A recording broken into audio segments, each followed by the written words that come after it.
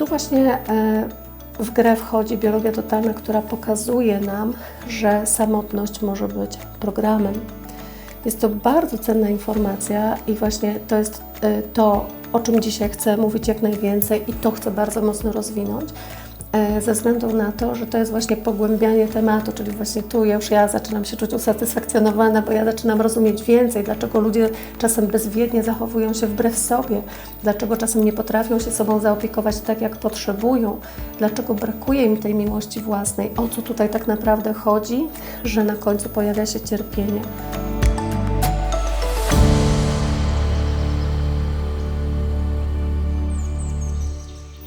Dobry wieczór. Kochani, jestem na naszym live i jestem ciekawa, czy mnie widać, czy mnie słychać i czy Wy jesteście. Widzę, że zbieramy się tutaj licznie i chcę rozpocząć temat, który wydaje mi się być bardzo, bardzo ciekawym, a do którego to tematu zainspirowała mnie książka Jolanty Kwaśniewskiej. Książka, którą dostałam w prezencie w zeszłym roku. W czasie spotkania Porozmawiajmy przy herbacie, zobaczcie, to pewnie rozpoznajecie nasz słonik z herbatek słoniowych. Tak, to było właśnie spotkanie z przedstawicielami słoniowej herbaty. To właśnie Beatko, jeśli mogę Ci podziękować, właśnie Beata Fabia Hołda, która wprowadziła tą herbatę ze Sri Lanki do Polski jako pierwsza producentka herbaty w Polsce. Nie wiem, czy wiecie, to są jedyne, te słoniowe herbaty to są jedyne herbaty, które są z naszego kraju, naprawdę polski producent. I na tym spotkaniu była również Jolanta Kwaśniewska. Mam tutaj właśnie autograf w tej książce. I było kilka słów na temat tego właśnie przy herbacie, kilka słów szczerze o samotności. Wywiady z kilkoma znanymi osobistościami z bardzo różnych kręgów, z bardzo różnych światów, z bardzo różnym podejściem, bo i osoby świeckie, i osoby kościelne, zakonne, właśnie takie, które mogą do tematu samotności podejść właśnie z swojej strony, a tych stron jest wiele. I pomyślałam sobie, wow, jaki to jest mocny temat, jakie to byłoby ciekawe, żeby porozmawiać o samotności w świetle biologii totalnej, bo jest to jeszcze inne podejście.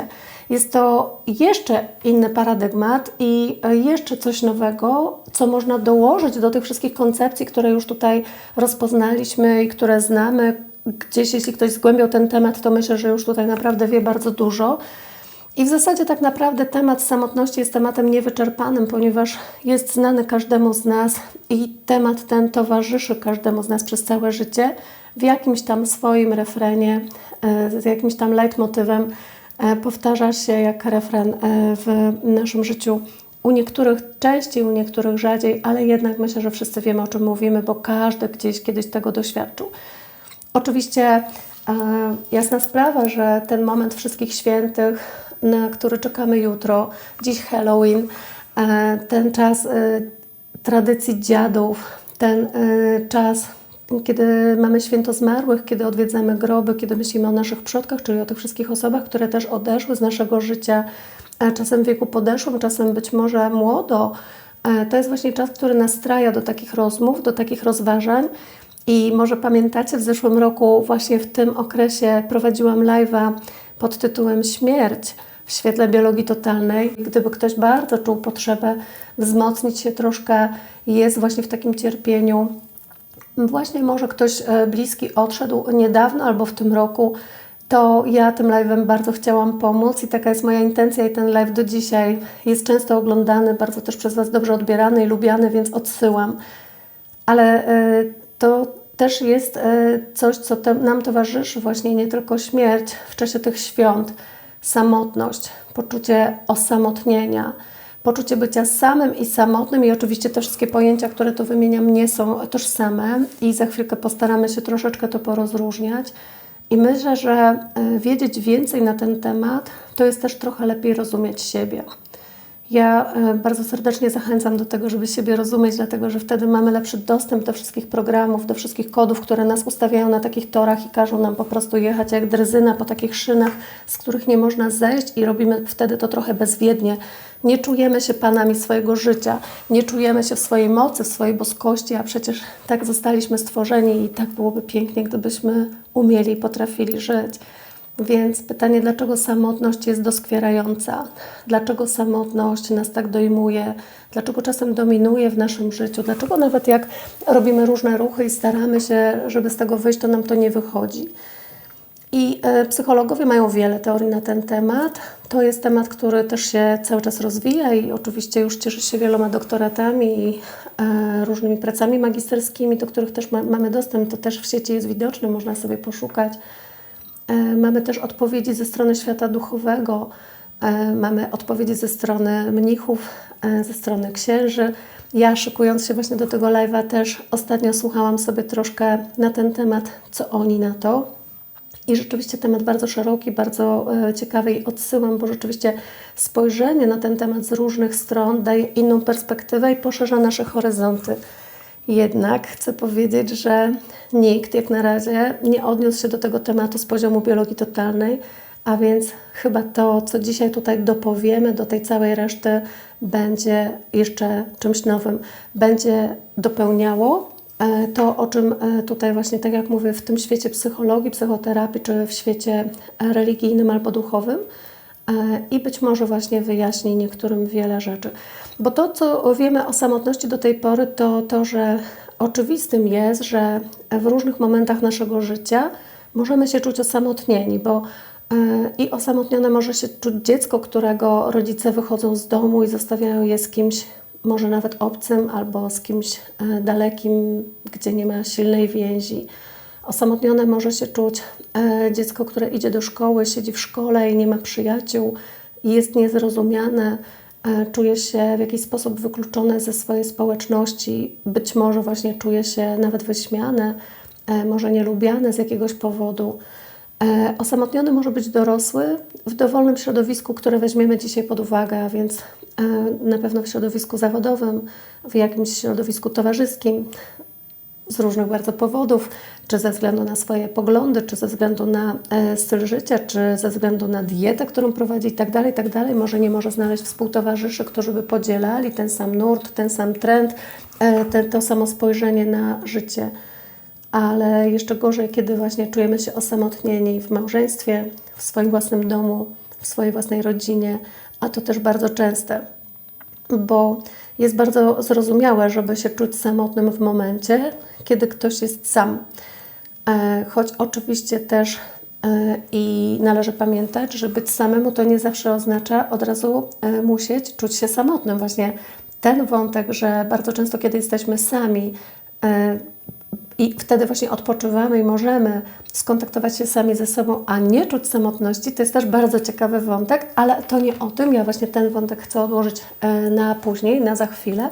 A tu mówię właśnie o tym wątku, kiedy właśnie jesteśmy czy sami, czy nawet wśród ludzi, czy nawet właśnie wśród bliskich, a jednak mimo wszystko czujemy się osamotnieni. I jest to bardzo przykre uczucie, jest to coś, co się snuje, jest to właśnie taka, bym powiedziała, jesienna nuta, taka słota, takie właśnie smętne, z różnymi odcieniami nostalgii, melancholii albo po prostu żalu, czy nawet kryjącej się za tym żalem żałoby. I wtedy właśnie warto się zastanowić, za czym ta tęsknota, za czym właśnie ten żal. Tu dzisiaj właśnie będziemy rozważać na ten temat z perspektywy biologii, która być może właśnie jeszcze doda do tego coś od siebie.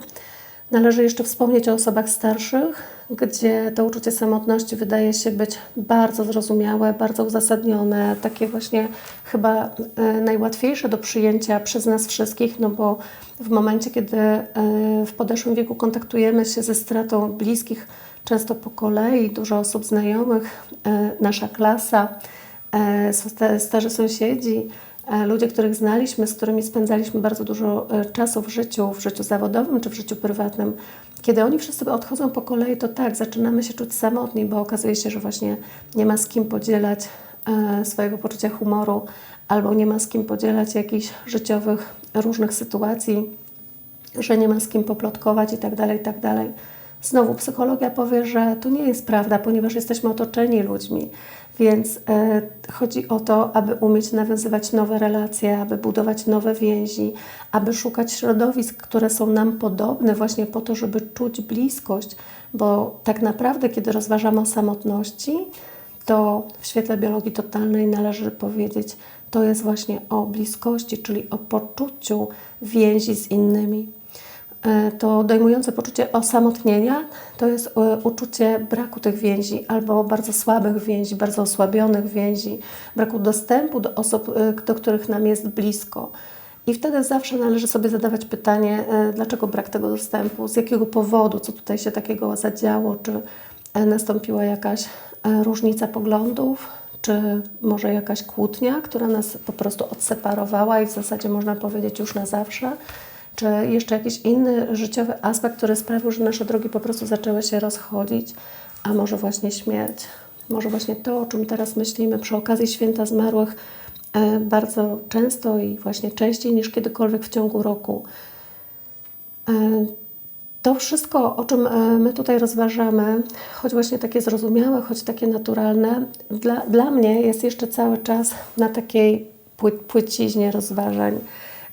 Nie mówię tego z poziomu ego, tylko chcę powiedzieć, ja jestem tą osobą, która lubi zajrzeć w głąb, ponieważ mam świadomość tego, że bardzo często osoby w bardzo podobnych albo wręcz identycznych sytuacjach jak te, o których wspomniałam, będą się zachowywać inaczej i nie będą się czuły osamotnione. Są osoby takie, które straciły bliskich, są osoby w wieku podeszłym albo są osoby w wieku nastoletnim, które nawiązują kontakty z rówieśnikami, szukają swoich środowisk, w których czują się dobrze się czują ze sobą samemu, nie mają tego poczucia, że jest im tęskno za czymś, a jeśli nawet, to pojawia się ono na chwilę i sobie z tym świetnie radzą. I niekoniecznie mówimy o ekstrawertykach, bo tutaj znowu słyszę takie głosy, że no wiesz Magda, tutaj introwertycy, oni będą się zamykać, oni nie wyjdą do ludzi, to tylko ekstrawertyk to zrobi. Nie, nieprawda. Introwertyk również może to zrobić, tylko zrobi to na swoich zasadach, bo może to nie będzie jakieś ogromne środowisko warsztatowe i może to nie będzie jeżdżenie na wielkie konferencje, gdzie jest pełno ludzi co tydzień, ale właśnie szukanie sobie podobnych w małym gronie, w kameralnym gronie, tam gdzie właśnie jest nam po prostu do siebie bliżej. Znowu cały czas, kiedy rozmawiamy o samotności, to też rozmawiamy o bliskości, należy to mieć na uwadze. A zatem właśnie pytanie, dlaczego jeden w tej samej sytuacji zachowa się tak, że sobie tą, powiedzmy, samotność zagospodaruje właśnie tak, żeby ona nie dominowała w jego życiu i nawet jeśli się na chwilę pojawi jako leitmotiv, to w którymś momencie właśnie się okaże, że też to przeminie, jak refren w piosence. Dlaczego jeden sobie z tym poradzi, a drugi, no właśnie, albo nawet nie podejmie próby, no i to już jest w ogóle jakiś taki skrajny przypadek, albo mimo wielu prób, które zostały podjęte, nie osiąga efektu i w zasadzie nie może się odnaleźć w żadnym środowisku, wraca do domu ze swoją samotnością bądź funkcjonuje w tym środowisku rodzinnym, w środowisku domowników cały czas w poczuciu osamotnienia. I tu właśnie w grę wchodzi biologia totalna, która pokazuje nam, że samotność może być programem. Jest to bardzo cenna informacja i właśnie to jest to, o czym dzisiaj chcę mówić jak najwięcej i to chcę bardzo mocno rozwinąć, ze względu na to, że to jest właśnie pogłębianie tematu, czyli właśnie tu ja zaczynam się czuć usatysfakcjonowana, bo ja zaczynam rozumieć więcej, dlaczego ludzie czasem bezwiednie zachowują się wbrew sobie, dlaczego czasem nie potrafią się sobą zaopiekować tak, jak potrzebują, dlaczego brakuje im tej miłości własnej, o co tutaj tak naprawdę chodzi, że na końcu pojawia się cierpienie. I właśnie kilka słów do osób, które może są tutaj na tym live po raz pierwszy, że biologia totalna opowie o programach, które są stworzone w naszym życiu, w całym naszym czasie życia, który przeżyliśmy do tej pory, w głównej mierze w okresie tak zwanego projekt celu oraz jeszcze wszystko to, co działo się w naszym rodzie, w naszej rodzinie, będzie miało znaczenie. Różne programy mogą wtedy powstawać, a my możemy być nośnikami, naprawdę serio to mówię, możemy być nośnikami wielu programów jednocześnie. I teraz właśnie rzecz w tym, żeby zrozumieć, że w momencie, kiedy jesteśmy zaprogramowani, to tak jak przy płycie, która została nagrana, nie pozostaje nam nic innego, jak po prostu ten program cały czas odtwarzać i odtwarzać w kółko ten sam. A więc ile byśmy się nie postarali, to niestety efekt będzie ten sam. Nie o to nam chodzi, żeby efekt był ten sam, ale dopóki program nie będzie zwolniony, dopóki nie będzie odkodowany, dopóki nie będzie uwolniony, czyli powiemy, dopóki nasza historia nie będzie zdeprogramowana, to my nie jesteśmy w stanie zejść z tych torów, tylko po prostu cały czas jedziemy po tych szynach, które zostały nam ustawione. W jaki sposób powstają programy? To jest bardzo ważna informacja. Poprzez właśnie tak zwany DHS, poprzez tak zwane, to jest terminologia doktora Hammera, tutaj odsyłam do innych live'ów, będziemy też o tym jeszcze rozmawiać w przyszłości, właśnie o tym, w jaki sposób biologia totalna bazuje na wiedzy doktora Hammera z germańskiej nowej medycyny. Tak czy inaczej wiemy, że w momencie, w którym nastąpi jakiś taki piorun w naszym życiu, nastąpi jakiś trudny akt, jakieś takie wydarzenie, które po prostu wybija nas z naszej normotonii, wybija nas z naszej takiej codzienności, z takiej sytuacji, w której my jesteśmy w stanie nawet pod wpływem niewielkiego stresu od razu wejść w fazę relaksacji, wejść sobie w fazę zdrowienia, tak żeby sobie zregenerować wszystko to, co gdzieś tam pod wpływem stresu się wachnęło od tej równowagi. Jeżeli właśnie ten bodziec jest za silny, jeżeli ten piorun tąpnie zbyt mocno, to właśnie powstaje tak zwany konflikt programujący. Mózg będzie już zawsze wyczulony na okoliczności, które temu towarzyszyły.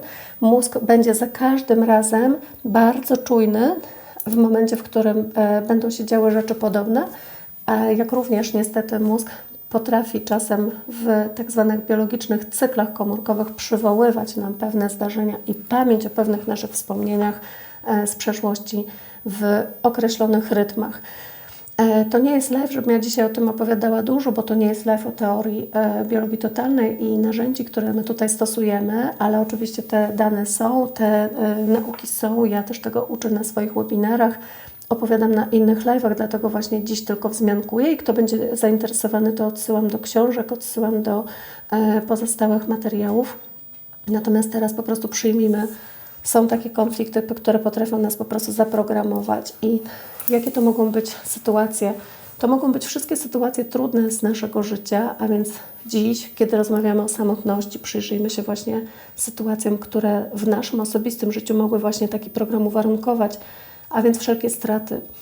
Wszystko, czego doświadczyliśmy w naszym życiu, co było związane z jakimś rozstaniem, z jakąś rozłąką, z opuszczeniem, z porzuceniem, czyli właśnie z tym uczuciem, że nagle w sposób niespodziewany, w sposób często nagły i w bardzo dużym bólu, w dużym wewnętrznym cierpieniu pozostajemy sami.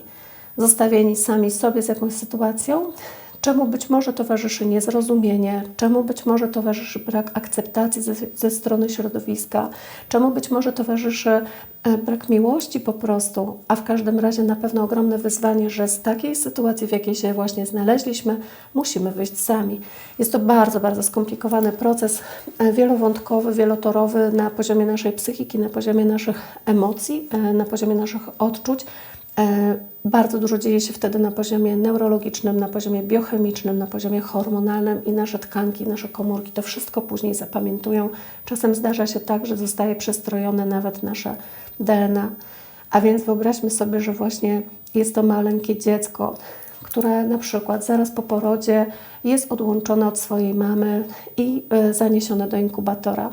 My dziś wiemy, że to jest dla jego dobra i że to jest jedyny sposób na to, żeby ratować jego życie. Więc tak, oczywiście można w późniejszym życiu później wykazywać wdzięczność i odczuwać tą wdzięczność za to, że to nasze życie zostało uratowane i że nam ktoś bardzo pomógł. I jednak nie zmienia to sytuacji, że równolegle oprócz tej wdzięczności można czuć samotność. Bo takie małe niemowlę, które leży w takim inkubatorze czasem tygodniami, miesiącami nawet bywa, ono po prostu czuje się tam samo. Czuje się osamotnione i czuje się odizolowane od swojego ukochanego środowiska, przede wszystkim środowiska znanego sobie, a więc wodnego środowiska wód płodowych swojej mamy, ale choćby już nawet było to lądowe środowisko, to niechby ta mama była obok, a ta mama nie zawsze może obok być. Już nie mówię tutaj o czasach pandemii, gdzie właśnie często obserwowaliśmy sytuacje, gdzie matki były po prostu wywożone do innych szpitali ze względu na zakażenie wirusem i znam i takie sytuacje, ale czasem bywają i inne historie, gdzie mama jest w tym samym szpitalu, ale nie zawsze może przyjść na OJOM, żeby odwiedzić swoje dziecko w każdej chwili, kiedy ono by tego potrzebowało. Możemy spojrzeć na inne sytuacje. Popatrzmy sobie na dzieci, które są oddane do żłobka, na dzieci, które są oddane do przedszkola za wcześnie, być może nie gotowe do rozłąki z rodzicem, być może jeszcze nie na tyle dojrzałe w swoim systemie nerwowym czy emocjonalnym, żeby już właśnie mierzyć się z różnymi trudnymi sytuacjami ze swoimi rówieśnikami, czy po prostu z innymi poleceniami ze strony nowej kadry pedagogicznej, którą dopiero pozna. To są właśnie sytuacje, które mogą wbić się jako program. Pamiętam historię, którą opowiadał mi kiedyś pewien żołnierz, już dziś, kiedy rozmawialiśmy parę lat temu, dorosły człowiek z łuszczycą, jak wiemy z biologii totalnej, konflikt podwójnej separacji. Jeden w rozwiązaniu, ale drugi w konflikcie, cały czas w fazie aktywnej. I on wspominał właśnie, że jako młody dzieciak został przez ojca wysłany na kolonię. Zdaje się, że miał wtedy 10 czy 11 lat. No i tata, a rzecz dzieje się gdzieś na wsi, ma taką możliwość, żeby dziecko wysłać na wyjazd razem z grupą rówieśników, a to dziecko po prostu nie chce tam jechać. Mówi: tato, nie, proszę Cię, ja chcę spędzać wakacje na podwórku, ja naprawdę się tu dobrze czuję, ja chcę tu zostać. Ten dzieciak, ten dorosły opowiadał mi, że jako dzieciak pamięta właśnie, że wysmarował ojcu całe spodnie czekoladą, bo tata dał mu wtedy czekoladkę na pocieszenie i mówił: jedziesz, synu, jedziesz, tutaj dajesz radę. Dzieciak tą czekoladkę jadł i płakał, wtulał się w ojca w te nogawki spodni i błagał, żeby nie musiał wsiadać do tego autokaru, ale tata był nieugięty. I to był właśnie trigger dla jego samotności w życiu później, dla tego poczucia rozłąki, które gdzieś potem przewijało się jako jego refren w jego życiu. Tak, ja pokazuję różne historie, dlatego że to jest właśnie live, który ma posłużyć nam wszystkim, więc teraz Ty, drogi słuchaczu, droga słuchaczko, może właśnie zechcesz wziąć kartkę, długopis, może sobie chcesz poprzypominać różne swoje historie, swoje sytuacje, kiedy właśnie doświadczyłeś takiej rozłąki, takiej separacji, a może nawet porzucenia, może nawet właśnie odrzucenia, bardzo trudne stany w swoim życiu i pamiętasz właśnie, że czułeś się wtedy sam, że znikąd pomocy, albo że zanim przyjdzie pomoc, to upłynie bardzo dużo czasu i naprawdę ten czas rzeczywiście upłynął, a to oznacza, że już program zdążył się zawiązać. Może to właśnie śmierć Twojego ukochanego psa albo kota. Też pamiętam taką historię ze swojego życia.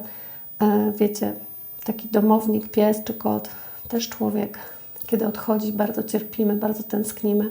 To nigdy nie jest łatwa sytuacja, jeśli byliśmy zżyci ze swoimi zwierzętami.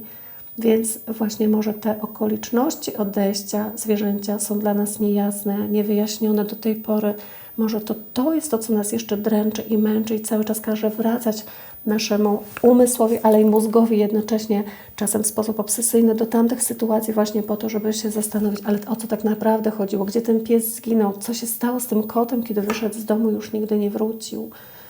To jest właśnie to, co daje nam to poczucie osamotnienia, bo jeśli na przykład dziecko wychowuje się w rodzinie, w której rodzice są ze sobą mocno skłóceni, dajmy na to tutaj właśnie taki żargon dla konsultantów biologii totalnej, tych, którzy są mocno zaawansowani właśnie w tej naszej metodzie.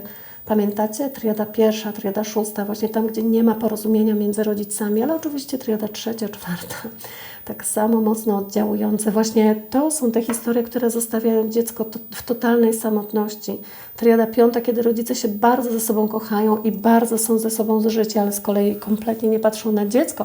Ono również czuje się bardzo, bardzo samotne, czuje się odrzucone, czuje się niechciane, niekochane, nieważne, nieuznane, niedocenione, niewidziane i w ogóle niesłyszane. To wszystko razem właśnie triggeruje to poczucie osamotnienia, które potem boli. To są właśnie te momenty, do których należy dzisiaj wrócić. I oczywiście nie wracamy do tego po to, żeby rozgrzebywać cierpienie. Nie wracamy do tego po to, żeby bolało na nowo, bo prawda jest taka, że i tak boli i tak, tylko nie zawsze sobie z tego zdajemy sprawę i nie zawsze to jest na wierzchu. Tylko wracamy do tego po to, żeby to uwolnić raz na zawsze, aby to uwolnić do końca. Ja zawsze apeluję, żeby kiedy zdamy już sobie sprawę z tego, że tak, w moim życiu właśnie coś takiego nastąpiło, że tak, w grę wszedł program, uwolnić to świadomie, uwolnić wszystkie emocje, jakie temu towarzyszyły po to, żeby stać się wolnym człowiekiem, żeby dojść do takiego momentu w swoim życiu, w którym można powiedzieć tak, taka była moja historia, ona była dramatyczna i było wiele takich akcentów w moim życiu, które właśnie mówiło o samotności. Mam bardzo wiele powodów do tego, żeby się czuć samotnym w swoim życiu. Jednak ja dziś decyduję świadomie i dobrowolnie, że ta historia przestaje być dłużej moim udziałem. Ja urodziłam się po to, żeby być wolna i szczęśliwa. Ja oto właśnie tutaj jestem od kreowania swojej nowej rzeczywistości i w mojej nowej rzeczywistości istnieje tylko i wyłącznie to, co ja powołuję do życia i do istnienia tu i teraz w sposób świadomy. To ja w swojej boskości, w swoim boskim ja zarządzam właśnie moją rzeczywistością. To jest odprogramowywanie. I oczywiście tak, jak ktoś zapyta, ale jak to zrobić, to ja chcę powiedzieć, być może będzie Ci potrzebna pomoc konsultanta biologii totalnej, jakiejś innej osoby, która będzie z tymi emocjami, z tym programem pracowała. Zawsze bardzo mocno polecam techniki związane z kinezjologią, kiedy my możemy testem mięśniowym sprawdzić, gdzie ciało zapamiętało i ile takich zdarzeń zapamiętało, a potem to po prostu odpamiętać. Mikrokinezyterapia, One Brain, Hidden Mind, techniki z kinezjologii, dotyk motyla, to są wszystko przepiękne prace, przepiękne metody. Na pewno znacie technikę Lowena, na pewno znacie dynamiczną medytację Osho, na pewno znacie EFT, kod emocji. Tak dużo jest tych metod, które nam pozwalają na to, żeby w momencie, kiedy sobie coś uświadomimy i zdamy sobie sprawę, że tak, to cały czas na nas oddziałuje, to na mnie wpływa jeszcze cały czas i czuję, jak ze mną rezonuje, bo kiedy wracam do tych wspomnień, to czuję, jak mnie bardzo boli. Moment, w którym czujesz, że jeszcze to nie jest neutralne, kiedy o tym myślisz, to jest moment, który mówi tak, to jest dobrze do tego wrócić i po prostu odkodować to, odpamiętać to, uwolnić to po prostu raz na zawsze. Może mocne środy z Adamem Krasowskim według techniki Davida Hawkinsa będą właśnie sposobem dla Ciebie. Może jeszcze coś innego. Szukaj metod dla siebie. Ważne, żeby po prostu nie pozwolić na to, żeby to gdzieś w polu zostało. Oczywiście wszystkie sytuacje, które zdarzają się później w naszym dorosłym życiu, kiedy tracimy jakiegoś przyjaciela w wypadku samochodowym, albo kiedy nagle rozchodzą nam się miłości, jakaś niespełniona miłość, albo jakiś zawód, może zdrada, może wyjazd, który przerwał bieg jakiegoś związku, który właśnie tutaj się tworzył, może właśnie rodzice zdecydowali o tym, że nastolatki muszą wyjechać z kraju i nie było już możliwości, żeby dalej się gdzieś ze sobą kontaktować. I tak to zostaje właśnie później we wspomnieniu. Może właśnie to, że dzieci są na koloniach, bardzo się polubiły i chciałyby mieć ze sobą kontakt, ale okazało się, że się rozjeżdżają do swoich miast i nigdy więcej się już nie widzą. A rzecz dzieje się w czasach, kiedy nie ma Facebooka, kiedy nie ma internetu, kiedy nie ma smartfonów, ani nawet starej Nokii, żeby do siebie napisać SMS-y. Po prostu. Może jeszcze czasy, kiedy pisano do siebie listy. Pamiętacie? Tutaj mamy bardzo duży przekrój wiekowy wszystkich uczestników, którzy się spotykają w tej naszej społeczności. Każdy z nas będzie miał swoje wspomnienia związane z czasami, w których właśnie wyrastał. I każdy z nas będzie wiedział, co takiego stanęło na przeszkodzie temu, żeby ten kontakt utrzymać i więź została zerwana. Innymi słowy, kiedy mówię Ci, weź teraz kartkę i długopis i wypisz te sytuacje, to mówię Ci, weź wszystkie sytuacje na tapet, które są o tych zerwanych więziach, o przerwanym kontakcie z drugim człowiekiem, o zerwanej albo obniżonej bliskości, wtedy, kiedy to się okazało niemożliwe. Może jakaś zdrada przyjaciela czy przyjaciółki, może właśnie rozejście się jakiegoś towarzystwa, może rozpadła się jakaś grupa. To mogą być właśnie wszystko historie, które konfrontują nas później z samotnością.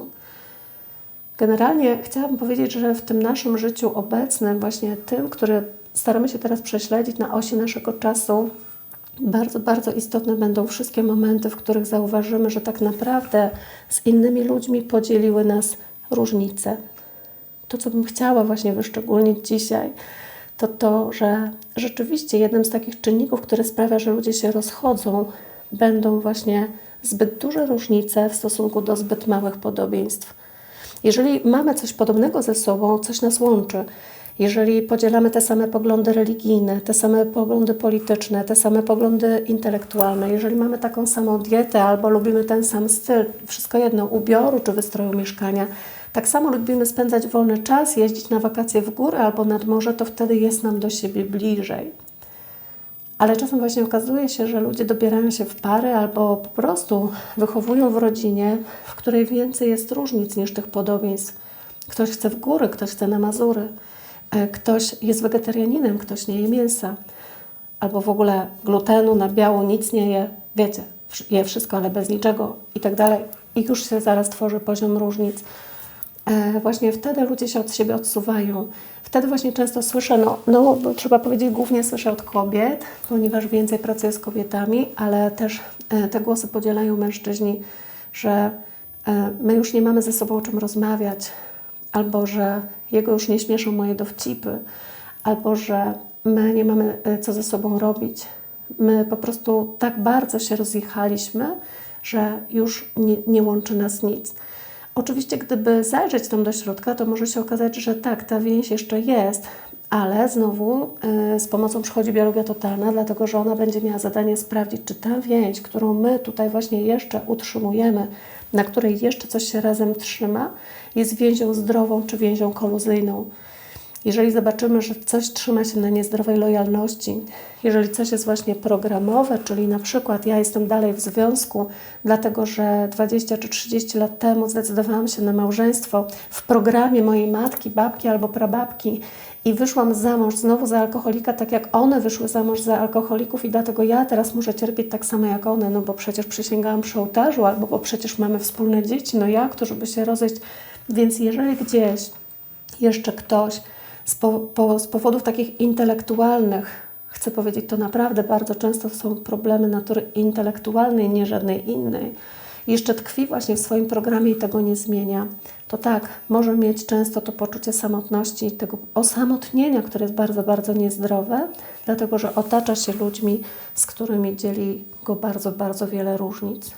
Wtedy po prostu nie ma tego kleju, nie ma tego spoiwa, nie ma tego, co by sprawiało, że właśnie ja czuję się akceptowana, ja czuję przynależność do danej grupy, choćby tą grupą była tylko jedna, druga osoba. I tutaj znowu nawiązujemy do kolejnego bardzo ważnego pojęcia, którego trudno nie poruszyć tutaj w biologii, będąc w ogóle w paradygmacie biologii, też biologii totalnej, a mianowicie przynależność do stada. My rodzimy się jako zwierzęta stadne i jako ludzie pochodzimy z tej grupy królestwa zwierząt, które są zwierzętami stadnymi. Więc nam to uczucie właśnie nie będzie obce. My mamy poczucie i taką potrzebę ogromną, która musi być zaspokojona do zdrowego naszego rozwoju i życia, żeby czuć, że przynależymy do swoich. Nikt z nas, w momencie, kiedy tutaj wylądowaliby kosmici, nie wiem, wyobraź sobie w pokoju, w którym jesteś teraz, w pomieszczeniu, gdzie jesteś, może jedziesz autem, no to skup się na drodze, poproszę, a w międzyczasie wyobraź sobie właśnie, że w tym miejscu, gdzie jesteś, wsiada jakiś obcy. Niekoniecznie chcesz czuć, że do niego przynależysz. Tak samo jak niekoniecznie chcemy czuć, że przynależą do nas nasze pasożyty albo patogeny, bo jest to obce. To nie jest nasze stado i tego nasz mózg automatycznie nie uznał za stado. W związku z tym będziemy czuli się wyizolowani, nie będziemy chcieli tutaj się z tym integrować, nie będziemy chcieli mieć z tym nic wspólnego. Być może, chociaż oczywiście może się odezwać głos, że tak, chciałbym właśnie nawiązać kontakt z jakimiś istotami pozaziemskimi. No dobra, okej, jesteś w grupie wyjątków, na razie na ten moment też to jest dla nas okej, czujesz po prostu większą wspólnotę. Ale będąc w naszej regule, chciałam pokazać, my mamy tą potrzebę przynależności do stada i tego bycia ważnym jako członek tej grupy społecznej, tej społeczności, w której się wychowujemy, rozwijamy i realizujemy. Jest to jedna z takich bazowych potrzeb w piramidzie Maslowa, narysowanej dawno, dawno temu, gdzieś w bazie właśnie, gdzieś po środku całej tej piramidy potrzeb. Oczywiście wiadomo, potrzeby fizjologiczne, potrzeby bezpieczeństwa to są bardzo ważne, istotne potrzeby i one będą się wysuwać jako potrzeby tego pierwszego rzędu, ale zaraz za tym jest potrzeba przynależności do stada, czyli ja muszę mieć poczucie, że obok mnie jest ktoś, kto wyciągnie rękę, kto mi poda pomocną dłoń, gdzie jest ta trzecia ręka, której mi czasem brakuje, gdzie jest ta opieka, której mogę doświadczyć w momencie, kiedy samemu sobie tego nie mogę dać, bo na przykład właśnie kiedy ktoś złamie nogę i leży, to potrzebuje wsparcia innych osób, które pomogą mu się podnieść. bo na przykład właśnie małe dziecko, które się rodzi, będzie potrzebowało matki albo ojca, żeby było nakarmione, bo na przykład dziecko, które chce się nauczyć czytać, będzie potrzebowało kogoś, kto mu to pokaże, jak to robić i tak dalej, i tak dalej.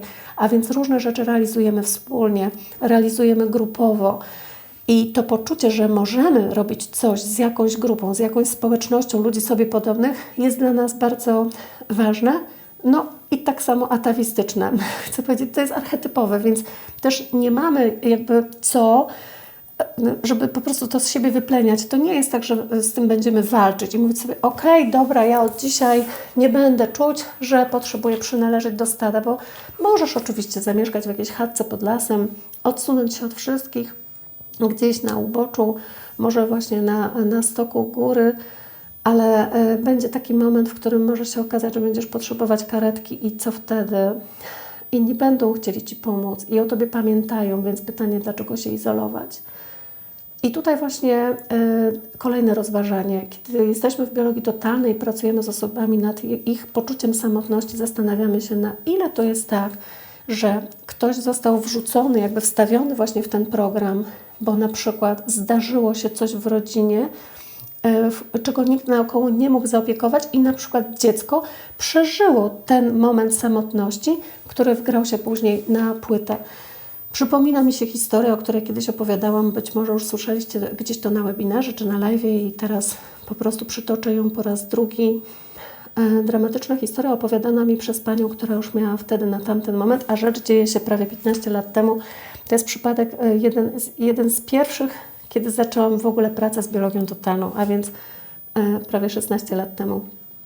I ta pani płakała rzewnymi łzami, naprawdę płakała nad sobą, jako małą dziewczynką, 5-letnią, kiedy przypomniała sobie, jak straszne było właśnie to poczucie osamotnienia w chwili, kiedy szła ze swoimi rodzicami i ukochaną babcią do wesołego miasteczka. Była niedziela, było rano, była piękna pogoda, szli wszyscy za rękę i niestety wydarzył się dramatyczny wypadek na torach tramwajowych. Babcia zginęła na miejscu pod tramwajem na oczach swojej córki, matki tej mojej klientki i swojego zięcia, ojca tej dziewczynki. I wtedy, wiecie, robi się zbiegowisko, czas się zatrzymuje, nie wiadomo, co się dzieje. To miał być wesoły dzień, ale przestał być wesoły. To była przerwana radość. Tą matkę zabiera karetka pogotowia, druga przyjeżdża do babci, ojciec rozmawia z policją, wszyscy zajmują się naokoło całym tym zbiegiem okoliczności. Mnóstwo ludzi, gapiów, wszyscy żałują tej małej dziewczynki, ale ona stoi sama. I wszyscy tylko mówią, biedne dziecko, biedne dziecko. Nikt się nią nie zajął i ona pamięta tylko te głosy. Więc rozumiemy na takim przykładzie, że program wgrany w chwili, kiedy nie mamy w ogóle możliwości, żadnych narzędzi własnych do tego, żeby sobie poradzić z daną sytuacją, może później odgrywać bardzo znaczącą rolę w całym naszym życiu i bardzo często możemy później przyciągać do siebie też takie sytuacje, w których uczucie będzie pojawiać się takie samo. Dlaczego? Dlatego, że nasz mózg automatyczny będzie przywoływał te sytuacje po to, żebyśmy my je uwolnili. Tamto zdarzenie żądało uwolnienia przez 60 lat. To ciało tej kobiety czekało na ten moment, kiedy ona sobie to wszystko przypomni, przywoła i odpuści właśnie z tych wspomnień, z tej pamięci komórkowej, wszystko to, co wtedy zostało zapamiętane. Tak, w momencie, w którym my właśnie rozmawiamy o takich historiach, to rozmawiamy o tym, że te rzeczy zapisują się w trakcie naszego życia i w zasadzie dowolne sytuacje mogą to uczucie wywołać, a potem zapisać się jako program. Ale chcę powiedzieć więcej i biologia totalna będzie miała dla nas jeszcze więcej informacji, a mianowicie, że to nasze uczucie samotności to może być coś, co nie znajduje źródła w naszej osobistej linii czasu, a dalej jest i właśnie pytanie wtedy, skąd ono w takim razie? No i okazuje się, że bardzo często to uczucie może być przeniesione jeszcze z okresu prenatalnego, z tak zwanego okresu okołourodzeniowego, czyli z tego wszystkiego, co dzieje się w okolicznościach naszego przyjścia na świat, sam poród, kilka pierwszych godzin, pierwszych dni po porodzie, pierwsze tygodnie, pierwsze miesiące, więc wszystko to, co związane z karmieniem przez mamę, wszystko to, co związane właśnie z tą jej obecnością, bliskością. Wiecie, te właśnie inkubatory versus porody lotosowe. Jakaż to jest różnica dla takiego małego człowieka. Ale okazuje się, że również wszystko to, co z okresu prenatalnego może wpływać na nas, z tak zwanego okresu projekt cel, na zaprogramowanie uczucia samotności. I tu, jak ktoś robi sobie dzisiaj tą weryfikację z kartką i z długopisem i szuka tych programów, co takiego jeszcze mogło sprawić, że ja właśnie dziś czuję się samotny, to serdecznie polecam prześledzić też ten czas w swojej rodzinie, kiedy dopiero przychodziliśmy na świat, kiedy formowało się nasze ciało, kiedy tworzyło się to nasze pole informacyjne, co takiego wydarzyło się, w jaki sposób doszło do poczęcia przez naszych rodziców, czy oni byli świadomi tego, że właśnie teraz tutaj powołują nowe życie, czy ta ciąża była planowana, czy niechciana, w jaki sposób była przyjęta w momencie, kiedy rodzice dowiedzieli się, że tak, ona jest w ciąży, w jaki sposób tą wiadomość przyjęli dziadkowie, dalsza rodzina, właśnie czy to było z tym przyjęciem w radości, czy to było już od razu z jakąś konfuzją, z odrzuceniem, z jakimś odstawieniem. I nawet jeśli gdzieś później decyzja zapadła, dobrze, to dziecko się urodzi, to już program został zawiązany. Patrzymy sobie też na to, co czuła mama, kiedy była z nami w ciąży. Czy była w radości, czy miała poczucie wsparcia, czy właśnie być może to uczucie samotności, tego osamotnienia towarzyszyło jej w czasie ciąży, a jeśli nawet, to pytanie z jakich powodów. Może właśnie to jest czas, kiedy odszedł ktoś dla niej bliski i przez cały czas ciąży z jednej strony cieszyła się, że narodzi się własne dziecko, ale z drugiej strony było jej przykro, martwiła się, że odchodzi ktoś dla niej ważny, może mama, może tata. Bardzo dużo znam takich historii i to jest naturalne, to jest ludzkie, że po prostu taka kobieta może sobie nie radzić z tą mieszanką uczuć, bo wiecie, co to są mieszane uczucia, po prostu rozrywają nas na różne strony. I tak, właśnie to może być ten stan, ale oczywiście to może być i coś innego. Być może mama związała się z mężczyzną, który jest alkoholikiem, albo hazardzistą, albo chodzi na kobiety, albo zdradza, albo po prostu pracuje gdzieś wyjazdowo i raz w domu jest, ale więcej go nie ma niż jest. Taki, wiecie, może marynarz albo kierowca, może kierowca tira, może łatwo to będzie nam sobie wyobrazić, właśnie rzadko bywa w domu. Może z jakiegoś innego powodu właśnie ci młodzi oddalili się od siebie i mama czuje, że z tym dzieckiem, z tym nawet czasem powiemy kłopotem została właśnie sama.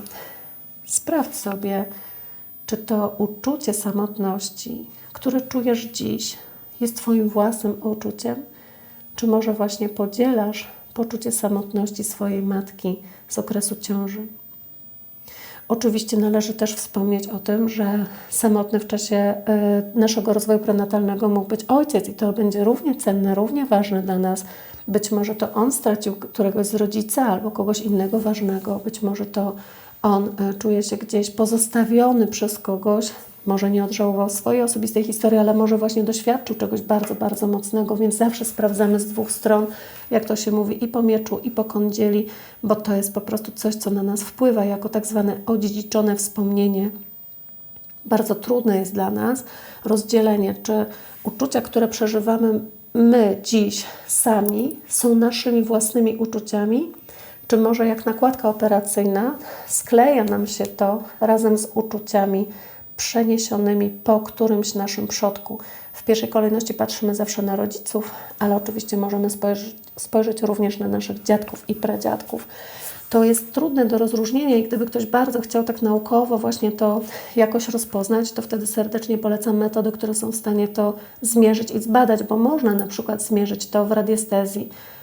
Można to sprawdzić sobie z wahadełkiem. Można sprawdzić testem mięśniowym, właśnie kinezjologicznie. Można zobaczyć to w biorezonansie i tak dalej, a więc metod dużo jest takich, które nam pozwolą dostać tę informację. Natomiast prawda jest taka, że my nie potrzebujemy tutaj wartości, że tak, odziedziczyłeś 30% po swojej matce, a 70% samotności jest Twoje. Nie. My możemy tego nie wiedzieć, my możemy nie znać tych wartości. Ale właśnie mamy poczuć gdzieś w sobie rzeczywiście To uczucie, które ja niosę, niosła też moja mama. Rzeczywiście ona też, można powiedzieć, snuła się przez życie właśnie z taką tęsknotą, niezaspokojoną, za czymś, pytanie za czym. I wtedy właśnie mamy świadomość, że to, co uwalniamy dziś, może być pracą do zrobienia nie tylko za siebie, ale też jeszcze i za kogoś. I tutaj bardzo ważne zdanie, zapisz sobie może, zadaj sobie to pytanie w lojalności, do kogo czujesz dziś swoją samotność. Z kim właśnie jesteś lojalny wtedy, kiedy czujesz się osamotniona, po kim to niesiesz. Czy to jest tylko Twoje, czy właśnie też jeszcze i po kimś? A jeśli tak, to po kim? Bo może uświadomienie sobie właśnie tego, że to nie tylko moje, że to też właśnie jest jeszcze po, może jakiejś ciotce albo może jakimś wujku. Może weźmy pod uwagę dalsze rodzeństwo naszych rodziców, dziadków, pradziadków. Stamtąd być może coś jeszcze ściągamy, stamtąd może coś jeszcze dziedziczymy. Być może właśnie uświadomienie sobie, Boże, to nie tylko ja tak się czuję. Jest właśnie bardzo dużym odkryciem, od którego będzie zależała zmiana w naszym życiu, dlatego że jeszcze raz, nie robimy tego po to, żeby się dobić, nie robimy tego po to, żeby jeszcze bardziej cierpieć i to nie jest masochizm, to co tutaj robimy, tylko robimy to po to, żeby w uświadomieniu to sobie odprogramować i uwolnić wszelkie emocje, które to podtrzymywały. Tu bardzo ważna rzecz, którą należy jeszcze dodać, to jest rzecz, która też już jest potwierdzona badaniami, wiele książek na ten temat i głośno ostatnio, a mianowicie o tym, że bardzo często okazuje się, że my pochodzimy z ciąży bliźniaczej albo mnogiej i w ogóle o tym nie wiemy. Nie wiemy o tym dlatego, że bardzo często u zwierząt, a więc też i w naszym królestwie ludzi jest tak, że ciąża, do której dochodzi, jest mnoga, ale rozwija się tylko wyłącznie jeden płód.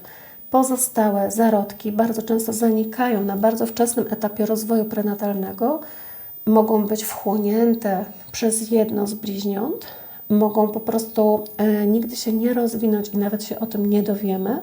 Różne są metody, w jakich Matka Natura rozwiązuje ten temat, natomiast co zostaje jako fakt? Jako fakt zostaje to, że to dziecko, które narodzi się z takiej ciąży bliźniaczej albo ciąży mnogiej, o czym nawet nie ma pojęcia, bo nie jest to historia, o której mówimy, że płód obumarł na bardzo zaawansowanym etapie ciąży, choć takie przypadki również się zdarzają, to tym bardziej będzie to pogłębiać nasze uczucie osamotnienia. Ale nawet właśnie w momencie, kiedy ten zarodek nie rozwinął się jako brat czy siostra bliźniaczka, to my możemy chodzić w życiu z takim bardzo dojmującym uczuciem samotności i tęsknoty za kimś i nawet nie wiemy za kim. I jeśli teraz właśnie słyszysz te słowa i lecą Ci łzy i mówisz sobie, Boże, to o mnie, to ja właśnie tak się snuję całe życie, to ja właśnie kupuję 2 pary butów za każdym razem i nie mogę się zdecydować, które wezmę, więc biorę obie pary. To ja właśnie jestem ta, która śpi na 2 poduszkach. To zadaj sobie właśnie pytanie, dla kogo te drugie buty, dla kogo ta druga poduszka, dla kogo właśnie ta druga książka, dlaczego kupujesz zawsze wszystko podwójnie, dlaczego zawsze za dużo jedzenia w lodówce, a potem się marnuje. Bo może to jest właśnie to, jak Twój mózg automatycznie odsyła Cię do informacji, tak, pochodzisz właśnie z ciąży mnogiej, pochodzisz z ciąży bliźniaczej, tak, był ktoś jeszcze, ale właśnie o tym nie wiesz. I wtedy odkodować, wtedy odżałować. Znowu ktoś mnie zapyta, jak to sprawdzić, skąd ja mam wiedzieć? Więc właśnie mówię, po uczuciu dziś, teraz, po tym, co się z Tobą dzieje, jak to z Tobą rezonuje, już masz jakiś ślad, już masz jakiś trop, już możesz właśnie pójść to sprawdzić, bo czujesz, kurczę, coś jest na rzeczy. Ale oczywiście można się tego dopatrzeć, można skorzystać z pomocy jasnowidza, można rozłożyć biotarota. My sprawdzamy to z naszymi kursantami tutaj na zajęciach z biotarota w praktyce i bardzo dużo razy okazało się, że właśnie jest to doskonałe narzędzie, które nam potrafi to wykluczyć albo potwierdzić. Można to sprawdzić radiestezyjnie, można kinezjologicznie itd., a więc są metody, które powiedzą tak, to jest właśnie Twoja historia. Pisanie listów uwalniających, pisanie listów do takiego brata czy siostry bliźniaczki jest bardzo, bardzo uwalniające i zmieniające całe nasze oprogramowanie. To jest tak jakby właśnie zacząć nowe życie. To jest tak jakby dostać życie wyłącznie dla siebie. To jest właśnie tak, jakby w momencie, kiedy ktoś nie dał nam tego życia tylko dla nas, dlatego że miał być jeszcze ktoś, jeszcze coś właśnie tu obok, tak jakby ono musiało być podzielone, a teraz właśnie odzyskujesz swoje życie dla siebie, zwalnia się pewien program. Oczywiście to uczucie, że niesiemy jakiś program za kogoś, może nam towarzyszyć w momencie, kiedy przed nami były jakieś narodziny dzieci, które nigdy nie przyszły na świat. Może w wyniku poronienia, może w wyniku śmierci dzieci w bardzo wczesnym wieku. Może były to ciąże terminowane i tutaj też polecam zainteresować się tą wiedzą, jeżeli ktoś ma właśnie w swojej rodzinie takie przypadki. Ja chcę powiedzieć, to jest dużo częstsze niż nam się wydaje. A dziś właśnie bierzemy z tego to, że to również może być program na samotność. Dlatego, że jeżeli czujemy, że miało nas być więcej, jeżeli czujemy cały czas więź, która nie została przecięta, nie została przerwana z tymi, których tutaj już nie ma, którzy nie żyją, którzy zginęli, o których się może nie mówi, którzy może nawet nie dostali imienia, którzy nie mają swojego grobu, nie mają tabliczki na grobie, właśnie to jest właśnie to, co nas bardzo, bardzo przejmuje.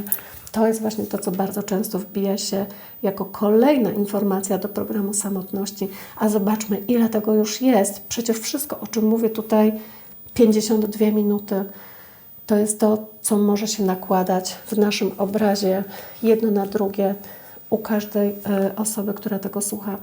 Naprawdę nie zawsze jest tak, że jakaś jedna rzecz dotyczy nas, może być tak, że dotyczy ich kilka naraz i co wtedy? A więc tak, patrzymy na to, kto czuł się samotny i z jakiego powodu. Może były emigracje, może były wygnania, może były wysiedlenia, przesiedlenia, może właśnie ktoś tęsknił za swoją miejscowością, może matka wyszła za mąż za ojca i przeniosła się za nim kilkaset kilometrów dalej do innej miejscowości, bo tam dostali mieszkanie, pracę, ale bardzo tęskniła za swoimi rodzicami, za swoją rodziną, za swoim miasteczkiem, za swoją znajomą okolicą. Może to jest właśnie ta historia, a może odwrotnie, może to jest o ojcu. Kto za kim tęsknił i czyją tęsknotę niesiesz i to poczucie osamotnienia, właśnie to poczucie opuszczenia.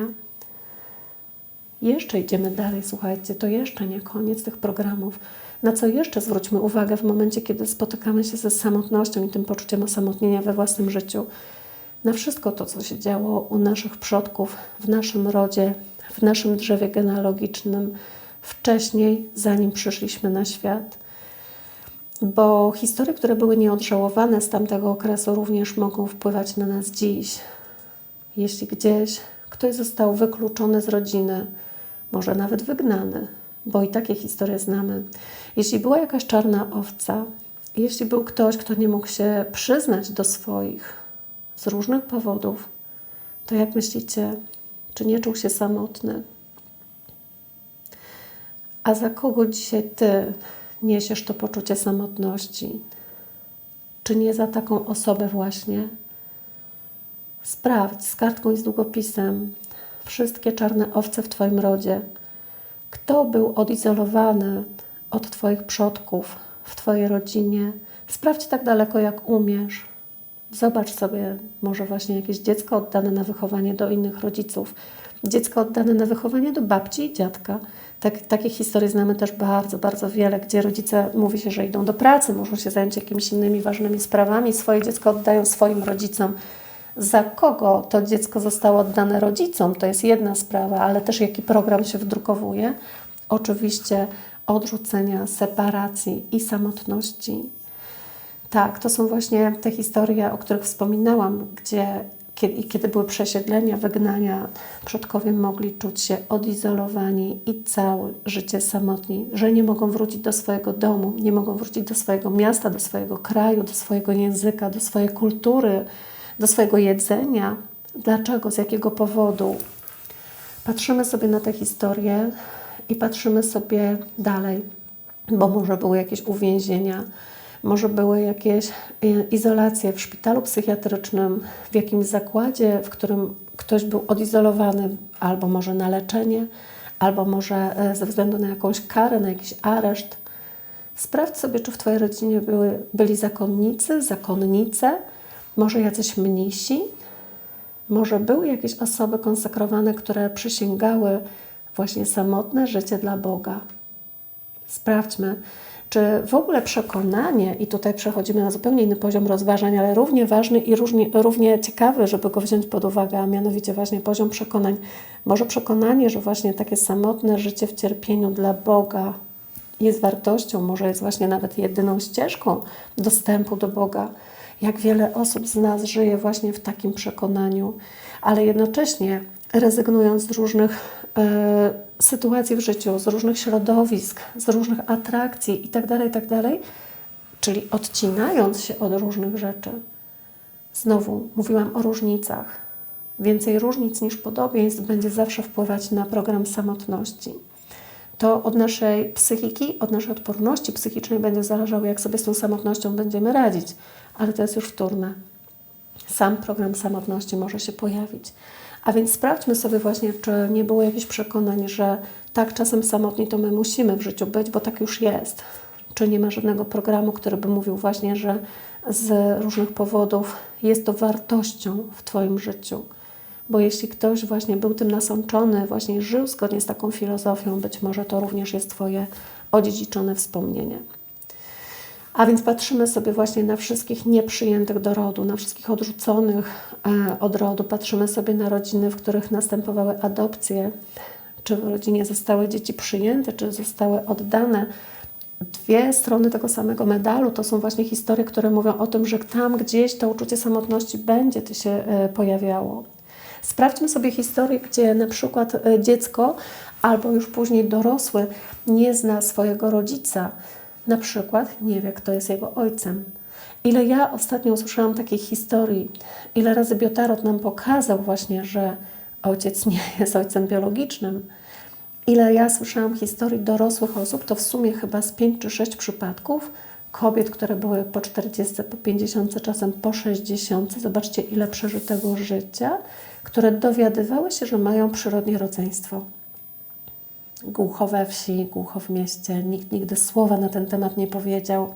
I nagle po prostu do drzwi ktoś puka i mówi: dzień dobry, jestem Twoją siostrą.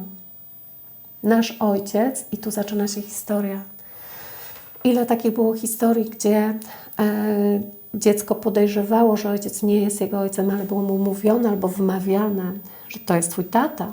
Dopiero gdzieś później po jakimś czasie okazywało się, że miało nosa, że miało intuicję, że czuło, że właśnie coś tu jest na rzeczy, że to nie wyglądało właśnie tak. Powiedzcie mi, jak nie czuć się samotnym w sytuacji odrzucenia przez własnego rodzica, kiedy rodzic się do dziecka nie przyznaje, albo właściwie tak naprawdę czasem się zdarza, że nawet po prostu o nim nie wie. Czasem zdarza się historia, gdzie ojciec o tym, że ma dziecko, dowiaduje się po wielu, wielu latach. I to uczucie samotności, ono nas o czymś informuje. I to jest miejsce, żeby powiedzieć, że samotność ma swoje pozytywne aspekty. Oczywiście ktoś inny z poziomów duchowych, z poziomu rozwoju swojego osobistego czy duchowego powie, że samotność będzie miała więcej pozytywnych aspektów. Chociażby właśnie takie aspekty jak to, że powstaje przepiękna literatura, mamy mnóstwo pięknych piosenek. Na pewno znacie Małego Księcia, znacie Kubusia Puchatka, Kret, Lis, czekajcie, zaraz Wam powiem, Chłopiec, Kret, Lis i Koń. Znacie taką książkę? Właśnie też ile takich właśnie pięknych pozycji powstało w literaturze pięknej, ile wierszy właśnie z samotności. My mamy bardzo dużo zysków jako społeczeństwo, jako ludzkość. Bardzo często samotność pcha nas do rozwoju, więc też dokonujemy różnych odkryć naukowych, różnych odkryć osobistych. Naprawdę piękne kreacje odbywają się właśnie wtedy, kiedy ludzie kontaktują się ze swoją samotnością. To są wszystko wartości, to są wartości dodane, to są te pozytywne aspekty samotności. No ale właśnie to, co dla nas w biologii będzie najbardziej istotne, to to, że samotność pozwala nam dotrzeć do programu, który został nieuwolniony do tej pory, który nie został dostrzeżony, który w ogóle był nieuświadomiony. I samotność, która właśnie tak wierci dziurę, która tak nas przejmuje do szpiku kości, to jest właśnie to, co pozwala nam na to, żebyśmy my w którymś momencie powiedzieli dlaczego. Inni tak nie czują, a ja ciągle właśnie i zaczęli poszukiwania. A biologia totalna będzie właśnie tą metodą, która da rozwiązania i zawsze pomoże znaleźć, jeśli ktoś szuka. Więc ten pozytywny aspekt samotności to jest to, co pcha nas do rozwoju, co pcha nas do uwolnienia różnych historii z drzewa genealogicznego. pcha nas do tego, żebyśmy my też zatrzymali się chwilę nad sobą i popatrzyli, czy przypadkiem to nie jest tak, że czujemy się samotni w pierwszej lepszej chwili, kiedy tylko zostajemy sami.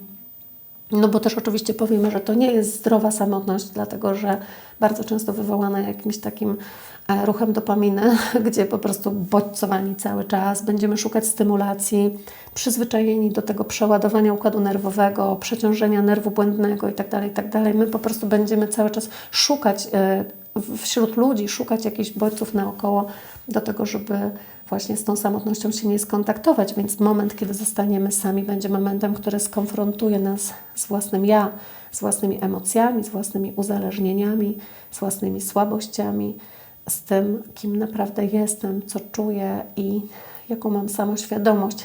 A więc właśnie ten pozytywny aspekt samotności, która pozwala nam pobyć ze sobą samemu, która pozwala nam na to, żebyśmy się siebie trochę nauczyli, jest bardzo, bardzo istotny. Ale dziś trochę nie o tym. Ja dziś o tym, że wtedy, kiedy ktoś już zrobi swoją pracę i już umie pobyć ze sobą sam i nie jest w tym rzecz, że ktoś nie chce być ze sobą samemu, że na przykład nie potrafi komuś odmówić, albo że właśnie zostaje z wyboru w domu i po prostu nie pójdzie na żadne spotkanie, na imprezę, nie będzie się z nikim integrował, ale jest to jego wybór. Jeśli właśnie jest historia taka, że ktoś potrafi sobie tym ładnie zarządzać i to nie jest w tym rzecz, że po prostu nie ma gdzie wyjść, że nie ma się jak z nim skontaktować, no nie wiem, powiedzmy jak w czasach pandemii, to znaczy, że to jest rzecz w programie. To znaczy, że ktoś został ustawiony na samotność i sprawdzamy, czy przypadkiem we własnym okresie projekt cel nie było jakiejś takiej myśli, jakiejś takiej idei ze strony rodziców, no najczęściej rodziców, ale może też i innych przodków, też to warto zobaczyć. Jak się urodzi córeczka, to będzie się nami opiekować na starość. Albo najmłodsze dziecko przejmie ten dom, no bo będzie się wtedy nami opiekować. Czy to nie jest powszechne? Czy to nie jest tak, że drzewiej tak bywało? Czy to właśnie nie może stać się programem? No i otóż może. Wszelkie oczekiwania ze strony przodków, i teraz uwaga, że nie tylko te, które są uświadomione, ale również te pragnienia, które są nieuświadomione, one mogą rzutować potem na człowieka, że ten człowiek się potem nie realizuje w życiu. A więc jeżeli w rodzinie powstało przekonanie, świat jest wrogi, ze strony świata nic dobrego, nikomu nic nie mów, z nikim tam się nie brataj, my to tam sąsiadów do domu nigdy nie zapraszamy, kolegów, koleżanek nie zapraszamy, niech tu nikt nie wchodzi, niech tu nikt nie patrzy, niech tu nikt nic nie widzi. Jeśli jest gdzieś właśnie w rodzie przekonanie, że tylko my jesteśmy najlepsi, no to tutaj do konsultantów biologii totalnej, która triada? Oczywiście druga, kochani. Jeśli właśnie mamy takie przekonanie, to owszem, w tym gronie, w którym my się tutaj wychowujemy, gdzie my tutaj jesteśmy razem, wszyscy jako domownicy, czy ta najbliższa rodzina, będziemy się czuć ze sobą wspaniale, bo tutaj właśnie dużo podobieństw, ale w momencie, w którym gdzieś wyjdziemy do ludzi, jak to się mówi, na ten tak zwany świat, nagle się okaże właśnie, że świat jest wrogi, że on jest nieprzyjazny i my tam właśnie w tym świecie czujemy się zagubieni i osamotnieni. A więc ile takich programów, ile takich rodowych przekonań, ile właśnie takich wspomnień odziedziczonych, bo może na zewnątrz Ukraińcy, a może na zewnątrz Niemcy albo Rosjanie. Boże, jaką my mamy dramatyczną historię, słuchajcie, Polacy, my tu na tych naszych ziemiach, na tych naszych terenach, za każdym razem rozbiegane oczy, musimy rozglądać się naokoło, bo a to zabor pruski, a to ruski, a to jakiś austriacki, a to austro-węgierski, a to Turcy, a to Szwedzi, a to ci nas najechali, a to ci nas rozebrali. Nie wiadomo komu ufać, z kim się przyjaźnić. Tak, to wyzwoliło narodowe programy i o tym też dziś chcę powiedzieć. Jeśli my odczuwamy wszyscy razem, a za chwilę Święto Niepodległości, bardzo dobry czas na to, żeby też i to wspomnieć, że właśnie nie możemy się łączyć z innymi naokoło, bo to może być zagrażające, to zostajemy sami w jakiejś enklawie, w jakimś getcie, w jakimś właśnie małym układzie społecznym, który nie pozwala nawiązywać relacji gdzieś dalej. Czyli czego nie pozwala? Nie pozwala tworzyć więzi, nie pozwala tworzyć bliskości, nie pozwala się integrować, nie pozwala na przepływ. Jak mamy czuć przynależność do stada, jeżeli nie wiemy, czy sąsiad obok zaraz nas podkabluje, czy nie, jeżeli nie wiemy, czy wolno nam coś napisać na Facebooku, czy to zostanie użyte przeciwko nam, albo zaraz jakiś hejt, jak mamy się czuć przynależni do stada? Stadem dla naszej głowy, dla naszego mózgu w pierwszej kolejności będzie nasza rodzina, ale zaraz później, w następnej kolejności będzie społeczność, w której się wychowujemy. W dalszej kolejności stadem będą dla nas wszyscy ludzie tutaj w naszym kraju, w podobnej kulturze, w podobnej religii, w podobnym języku. To jest właśnie dla nas wtedy stado. Czyli my, Polacy na obczyźnie, jak się spotkamy, będziemy razem tworzyć klany, będziemy razem tworzyć społeczności, bo tam będziemy czuć się przynależni do stada. Są ludzie, którzy wyjeżdżają do Londynu. Znam takie przypadki, bywają tam 20 lat albo i dłużej, nie znają w ogóle języka angielskiego, zakupy robią w polskim sklepie i komunikują się wyłącznie z Polakami, sąsiadami. Zobaczcie, jak silna potrzeba tej przynależności do stada, jak silna potrzeba wydzielenia, ale też i zadałabym właśnie takie pytanie, nie czujesz się samotny? No tak, tęsknię za ojczyzną. Więc będę sobie ją tworzyć tu, właśnie tu, gdzie jestem w tym momencie. Będę tęsknić za czymś, czego nie mam, więc sobie zaciągnę po prostu to tutaj, ale czy to uwalnia z tęsknoty? Nie. Okazuje się, że nie. Dlatego, że czujesz się wydzielony, że nie ma przepływu. W każdej chwili, kiedy czujesz samotność i może chcesz to zapisać, to jest naprawdę istotna informacja. W każdej chwili, kiedy czujesz się samotny, czujesz się oddzielony i zadaj sobie pytanie, od czego? Od czego czuję się oddzielony? Bo taką ostateczną odpowiedzią, którą najczęściej słyszymy, jest od Boga. I pytanie, a kiedy ten program mógł powstać? Bo jak to jest możliwe, że można się czuć oddzielonym od Boga? Jak to jest możliwe wtedy, kiedy my jesteśmy w boskości od samego naszego początku istnienia? Więc co musiało się wydarzyć, żeby czuć się oddzielonym od Boga? Zadaj sobie pytanie, czy ktoś z przodków stracił wiarę, a jeśli tak, to pod wpływem jakiego dramatycznego wydarzenia? Kto zmienił wyznanie, a jeśli tak, to dlaczego? Kto zmienił religię? Kto nie mógł się przyznać do swojej religii? Kto nie mógł się przyznać do Boga, bo na przykład mógł stracić za to głowę, życie albo jego bliscy? Wiecie, czuć się oddzielonym od Boga, to czuć się oddzielonym od tego boskiego źródła, które nas zasila. To czuć się oddzielonym od Ducha, który jest wszędzie i który obejmuje każdego z nas. Czuć się oddzielonym od Boga, to czuć się oddzielonym od siebie. Bo Bóg nie mieszka na chmurce w niebie. To takie infantylne, mamy to już za sobą. Wiemy, że jest w każdym z nas. Jest w Tobie i we mnie, a jak w Tobie, to i we mnie, a jak we mnie, to i w Tobie. To jest cały czas ta sama boskość. I teraz, kiedy czujesz się oddzielony od Boga, czujesz się oddzielony od ludzi, ale też i czujesz się oddzielony od siebie. Więc kiedy to powstało? Kiedy powstał program oddzielenia od siebie? Co musiało się takiego wydarzyć w Twoim życiu, że nagle sprzeniewierzyłeś się sobie, a może nawet zdradziłeś? Co się stało takiego, że przestałeś siebie lubić, cenić, kochać? Że jak pytam Cię o miłość własną, to zastanawiasz się, o co ona pyta? Kiedy to się stało? Czy to pod wpływem krytyki innych osób, pod wpływem kar, które dostawaliśmy od naszych rodziców? Czy to pod wpływem oceny społecznej, bo od sąsiadki za złe zachowanie, bo od nauczycielki za to, że literka krzywa, bo od trenera WF-u za to, że tam rzut palantówką 15 metrów, a nie 30, mój przypadek, nie? I wiele takich innych historii, gdzie sobie myślisz, no nie, no jestem beznadziejna, jestem beznadziejny, nigdy nie doskoczę do tej poprzeczki, która jest właśnie tutaj ustawiona dla mnie. I zaczynasz kierować samosąd do siebie, zaczynasz wchodzić w autoagresję, zaczynasz wchodzić w jakieś programy, które mówią o tym, że nie ma miłości własnej. Co takiego się wydarzyło w Twoim życiu? Kiedy właśnie nie dostałeś potwierdzenia na swoją ważność? Kiedy nie usłyszałeś kocham Cię, a było właśnie ważne i potrzebne? Od kogo? To wszystko są programy. To wszystko są sytuacje, które wpływają potem na to, że my oddzielamy się od innych, od pewnych idei i na końcu od samych siebie.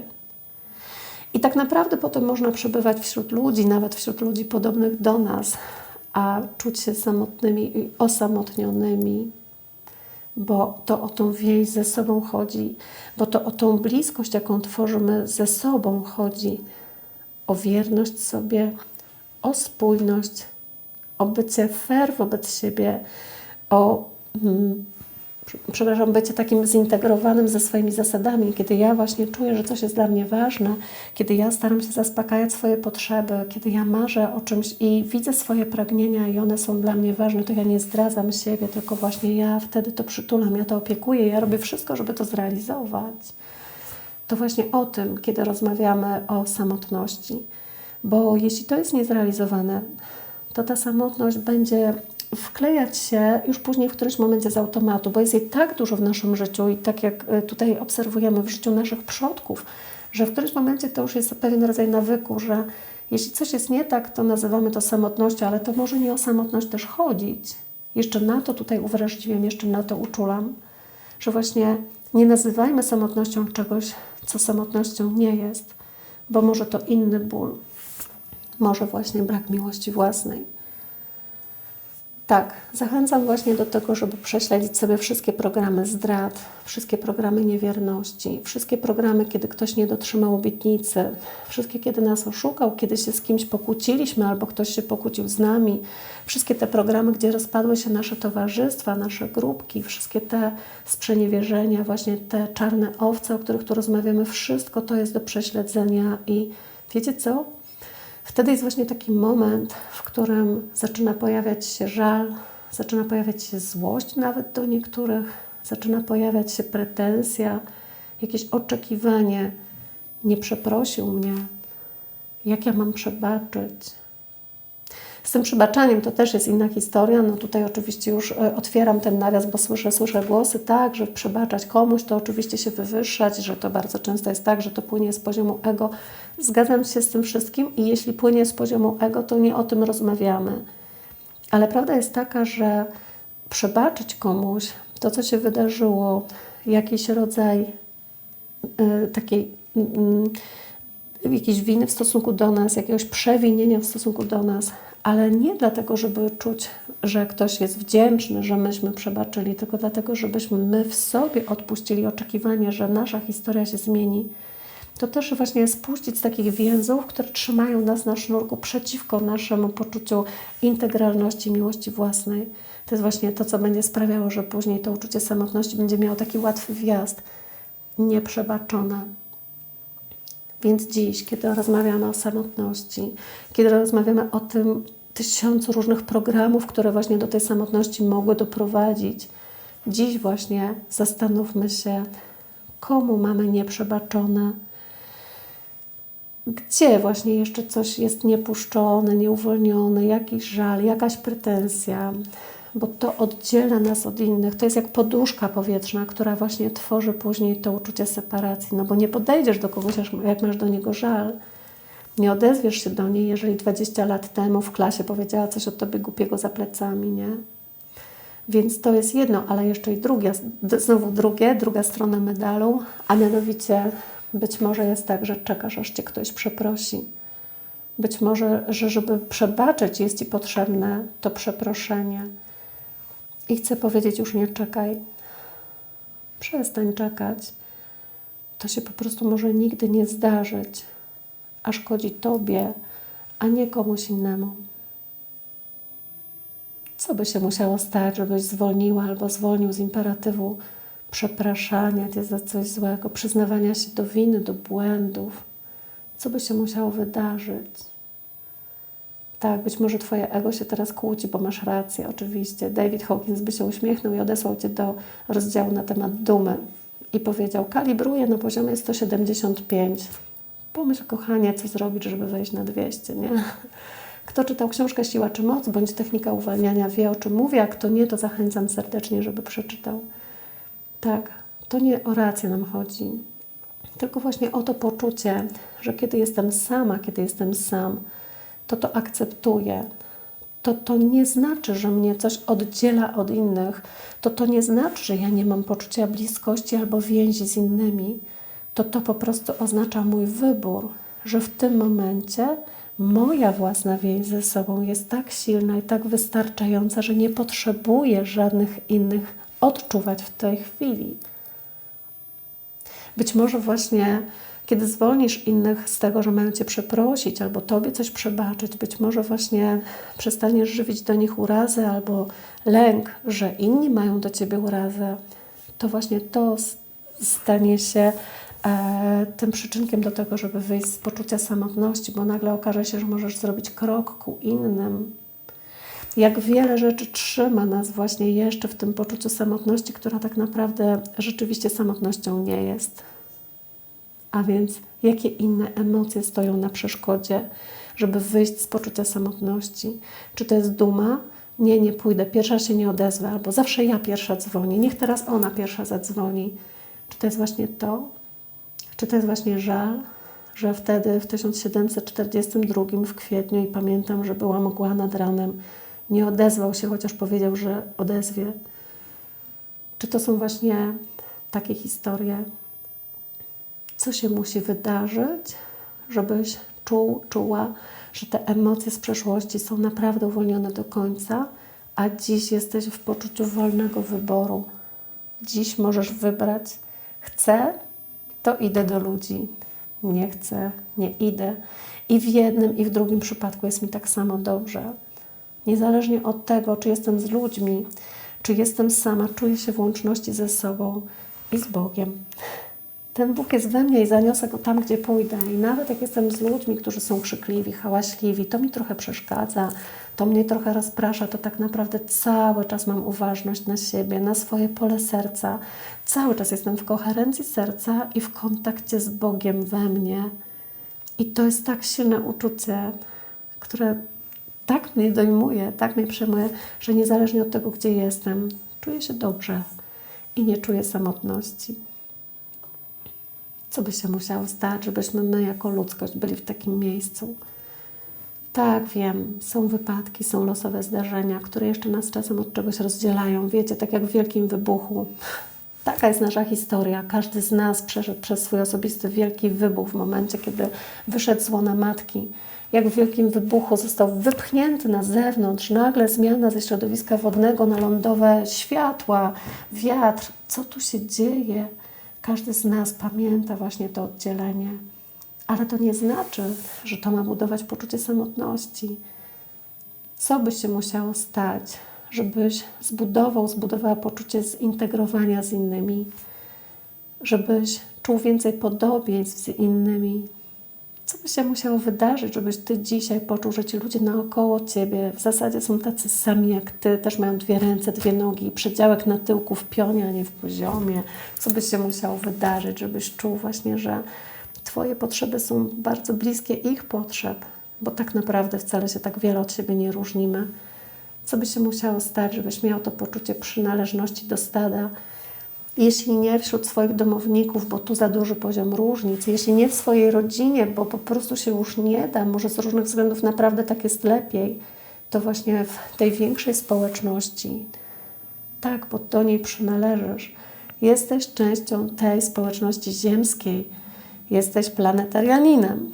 Jesteś właśnie tutaj z jakiegoś poziomu, i z jakiegoś powodu właśnie tutaj na tej planecie Ziemia.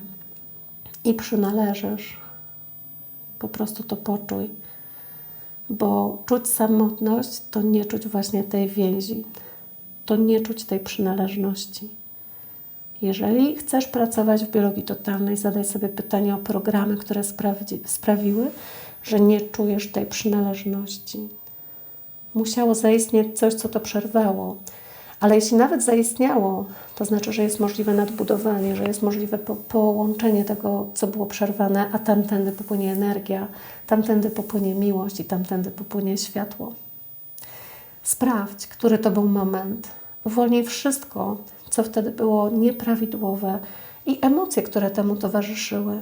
A zobaczysz, że to wszystko zacznie się zmieniać, dlatego że jesteśmy zwierzętami stadnymi i przyszło nam żyć stadnie. i poczucie samotności tak naprawdę w świetle tego, jak jesteśmy stworzeni przez Matkę Naturę, jest po prostu idiotyczne. Jeśli jest Ci trudno zacząć z ludźmi, to może łatwiej Ci będzie ze zwierzętami. One są mniej wymagające, w stosunku do nich jest łatwiej być szczerym. Tam jest większa prawda i dla niektórych to jest bardzo dobry początek. No inna sprawa, że dla niektórych to też jest koniec, czyli są tacy, którzy właśnie będą woleli, czy pod koniec swojego życia, czy w pewnym momencie po prostu podejmą taką decyzję w życiu, po prostu wejdą na ścieżkę komunikacji ze zwierzętami, bo wybiorą to, niż komunikować się z ludźmi. To też jest okej. Rzecz w tym, żeby nie czuć samotności. Można wybrać życie samemu, można być singlem z wyboru, ale nie być i nie czuć się samotnym, nie czuć się osamotnionym. To są dwie różne rzeczy i to bardzo bym chciała dzisiaj rozpoznać. I mówię o tym dlatego, że przykre jest bardzo, kiedy powstają takie społeczne pojęcia typu samotna matka, samotny ojciec, właśnie domy samotnej matki albo no, tam chciałam powiedzieć jeszcze seniora, ale to nikt tego w ten sposób nie nazywa, to się po prostu w ten sposób kojarzy. To niepotrzebne. To niepotrzebne, naprawdę. Tak, mogli rodzice się rozejść, kobieta wychowuje dziecko, ale nie musi być samotna. I znam wiele kobiet, które samodzielnie wychowują dziecko i naprawdę nie czują się samotne.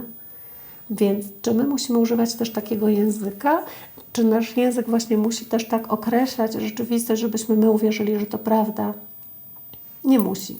Nie jestem osobą, która będzie teraz w jakiś waleczny sposób tutaj protestować przeciwko temu, że takie pojęcia się tworzą, bo nie będę tego robić.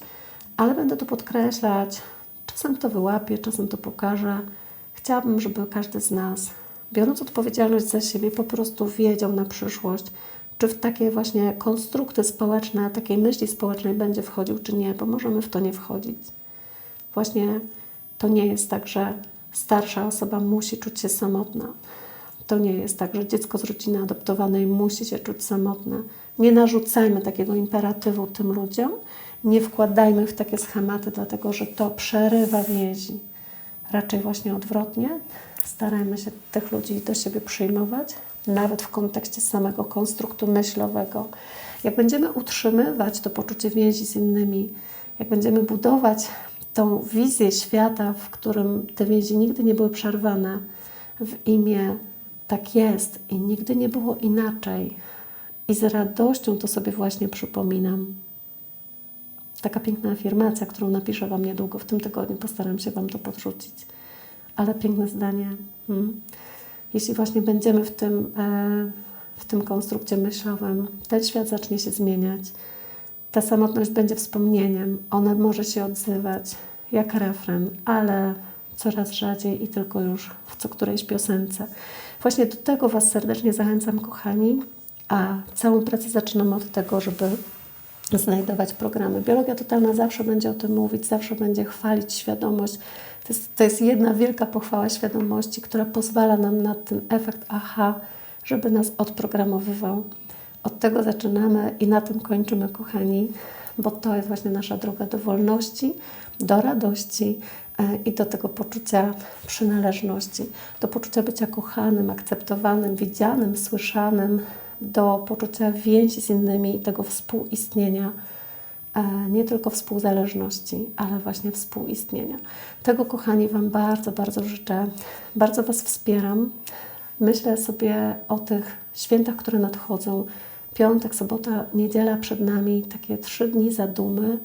Takie dni, gdzie w powietrzu unosi się atmosfera, która skłania nas do autorefleksji, do pobycia samemu ze sobą. I życzę Wam, aby to bycie samemu ze sobą nie było samotne, aby temu nikomu nie towarzyszyło osamotnienie. Z miłością i światłem, kochani.